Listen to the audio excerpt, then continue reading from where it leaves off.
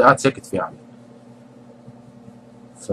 بعد مده يعني بقى كبرت واكتشفت ان الموضوع ده اوضه الفيران دي لعبه بيلعبوها علينا عشان يسكتونا. طبعا خلاص يعني انتهت قصه اوضه الفيران.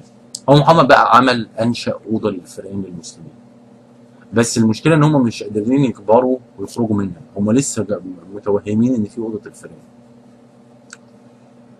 اللي يقرا بقى في القران اوضه الفيران في القران هي ايات العقاب وجهنم والجحيم والى اخره.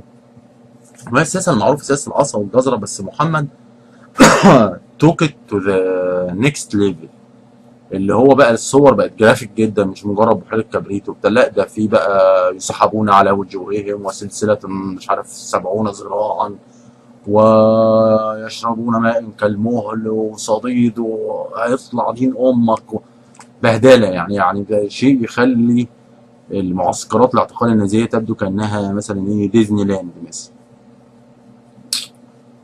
فطبعا اي انسان مؤمن طبعا اللي هو سترتعد فرائصه من هذا المصير المظلم يعني.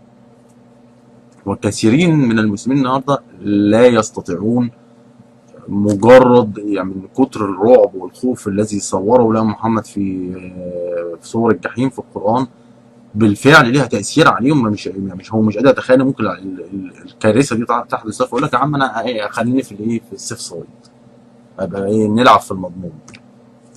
ف دي نقطة. ومش عارف أي حياة ممكن يقضيها الإنسان يقضي مثلا 60 أو 70 أو 80 سنة من عمره خايف، قاعد خايف إن هيحصل فيه المصيبة دي بعد كده. فدي مش حياة بصراحة يعني. يعني مش عارف إزاي الناس بيطيقوا هذا. وفي الناحية الأخرى طبعا في إيه مسألة بقى الإيه الجزرة.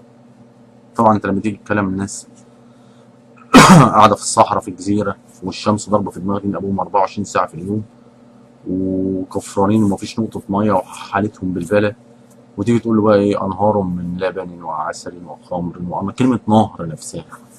وبعدين بقى ايه ده غير بقى ايه يخش بقى على النسوان و72 مزة، وبعد كده خش على الولدان المخلدون. ما تفهمش موضوع الولدان المخلدون ده برضو ايه مثير للريبة والشك مش عارف ليه يعني. هو مفيش تصريح معين بس برضو ايه المهم. فده ايه الجزره وبس. ولا بس اهم حاجه العصايه اللي عملها. العصايه عملها جرافيك قوي، صورها لهم بقى بعدين في الاحاديث برضه مش عارف اللي متعلق من رجله واللي متعلق من شعرها واللي مش عارف قمشاط من نحاس ولهيب ومش عارف ويوم يقول له جهنم هل امتلأت فتقول وهل من مزيد والاونطه وده واللعب على المشاعر يعني من ضمن الحاجات المضحكه. وبالذات في رمضان، احنا في شهر رمضان مبارك عصير برتقال شهوات. ان ظهرت موضه يقول لك ايه الشيخ ده بيعيط. يعني ايه يا عم الشيخ بيعيط؟ قال لك يعني هو بيصلي بيعيط. فتلاقي مثلا واحد قاعد يقرا له يوم يقول جهنم هل امتلأت فتقول هل من مزيد.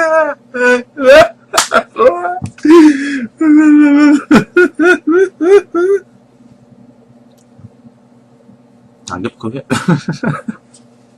طب يعني انا مش فاهم يعني ده اللعب على المشاعر ده يعني هل ده ويسترجلوا شويه ايه ايه يعني تروح واحد بيعيط وتلاقي بقى الناس